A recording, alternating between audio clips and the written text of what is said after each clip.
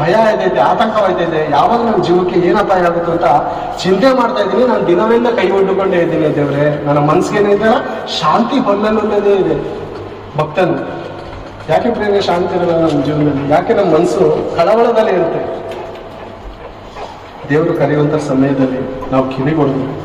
ನಾವೆಲ್ಲ ನೋಡ್ದೆ ಅಲ್ವಾ? ಈಗಲಾದರೂ ಅಂದ್ರೆ ಇದಕ್ಕಿಂತ ಮುಂಚೆನೂ ಕರೀತಾ ಇದ್ದಾರೆ ದೇವರು.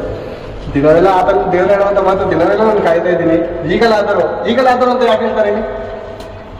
ಕೆಲವೊಂದು ಸಮಸ್ಯೆ ಪೆಟ್ಟು ಬಿದ್ದಾಗ ದೇವ್ರ ಹತ್ರ ಮೊರೆ ಇಡ್ತೀವಿ ಅಲ್ಲ. ಆದ್ರೆ ಇಂಥ ಸಮಸ್ಯೆ ಬಂದ್ರು, ಎಂತ ಒಂದು ದುರ್ಗತಿ ಬಂದರೂ ದೇವ್ರ ಕಡೆ ನೋಡ್ತಾ ಇಲ್ಲಂತೆ. ಅದಕ್ಕೆ ದೇವ್ರು ಕರೀತಾ ಇದ್ದಾರೆ. ಇವಾಗ ಪ್ರಾರ್ಥನೆ ಮಾಡೋರಿಗೆ ದೇವ್ರು ಹೇಳ್ತಾರ ಈ ಮಾತು, ಮಾಡ್ತಾ ಇಲ್ಲ, ನೀವು ನನ್ನ ಹತ್ರ ಬರ್ತಾ ಇಲ್ಲ. ಅದೇ ನೋಡಿ ನಾನು ಯೋಗದಲ್ಲಿ ಹೇಳೋದೇನಂದ್ರೆ, ಈಗಲಾದರೂ ನೀವು ಮನಪೂರ್ವಕವಾಗಿ ನನ್ನ ಕಡೆ ತಿರುಗ್ರಿ. ಅಂದ್ರೆ ತಿರುಗ್ತಾ ಇಲ್ಲ, ಎಂತ ಪರಿಸ್ಥಿತಿ ಬಂದ್ರು ನೀವು ನನ್ನ ಕಡೆ ನೋಡ್ತಾ ಇಲ್ವ ಅಂತ ನನಗೆ ದುಃಖ ಆಯ್ತೈತೆ.